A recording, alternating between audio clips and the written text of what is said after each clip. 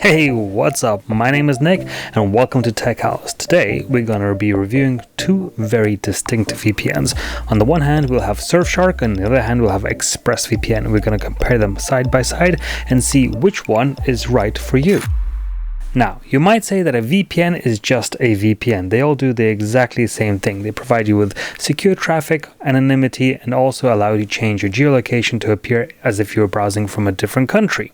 And yes, all VPNs provide you with all of those features, but it's the same as saying that a car is just a car and its only purpose is to get you from point A to point B. But you wouldn't say that a Honda Civic, a Ferrari, or a Hummer is the exactly same thing, because they're meant for specific purposes and for specific people.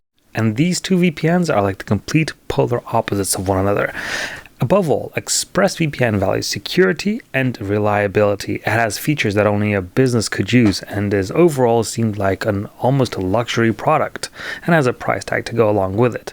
Whereas Surfshark is like the Robin Hood of the internet. It came out of nowhere with a lower price than its competition and removed the maximum amount of users who can use their services simultaneously. And they do provide you with a good service. I mean, they might not always be the fastest and sometimes they might disconnect, but there's nothing stopping me from sharing those password credentials with my family and even with some of my closest friends who I would trust with said password credentials. It's like an everyday man's VPN. It's something that I'll recommend to a friend of mine and say, hey man, I can share with you a good deal. But it's not something I would recommend to a business which values every single second of its time. I would hate for them to come back to me and say, hey, we're losing precious seconds during the times that we have to connect to a different server. So, if you allow me to get technical, let's jump in and compare the features which set them apart.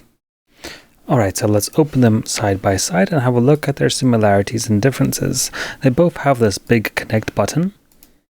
Then to connect to a different server, you can press this button over here. Or on Surfshark, you can press the globe to reveal more connection options.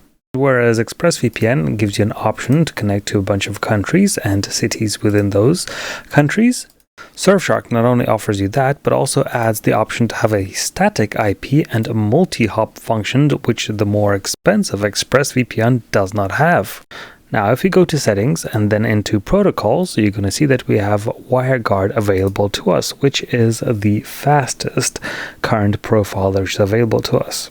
On the contrary, if we go to ExpressVPN and go into preferences, you're going to see that there is no WireGuard under the protocols that ExpressVPN lists, and that is because WireGuard is not the most secure service out there, although being the fastest one. So what ExpressVPN did is it modified a UDP protocol and called it the lightweight protocol. So it created its own protocol, but it provides you with the best security possible and is ready to sacrifice a little bit of the speed in order to do so. But how fast is this ExpressVPN's custom protocol, Lightweight, in comparison with WireGuard, which Surfshark uses?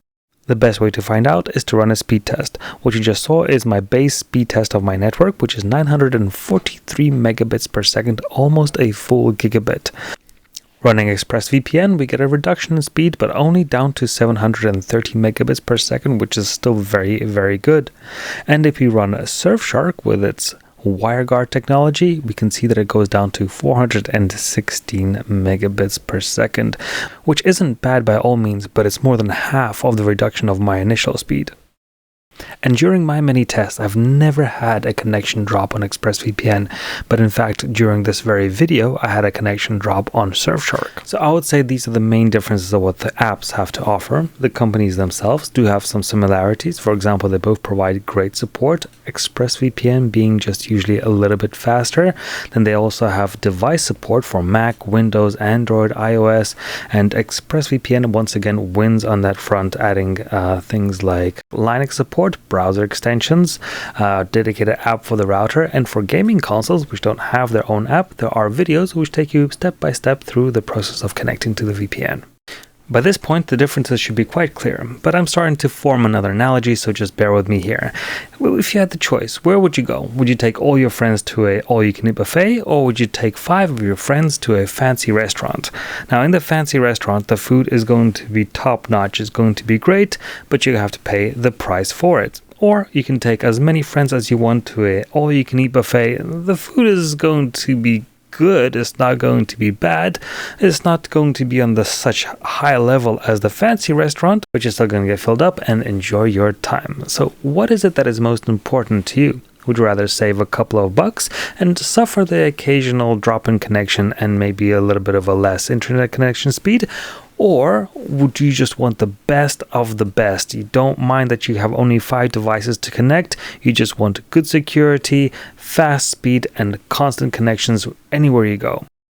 So now, whichever one of the two you think is right for you, I'm going to go ahead and sprinkle up some fairy dust on the top so that if you look up in the bottom in the description, you're going to find some deals that I personally look out for all the time. So whatever is currently running, be it coupons, discounts, promos, check out in the description. I'm going to be linking all of those down there too. And if you're interested in a more technical analysis of what each VPN does, then I have made videos twice as long as this one for each one of those videos, and you can find those links in the description below too, which are going to help you make a further, more informed decision. But if I manage to explain it clearly and you think that this video is enough for you to make a decision, then I'm very happy I could be of assistance. I wish you a very good day, and until next time, cheers.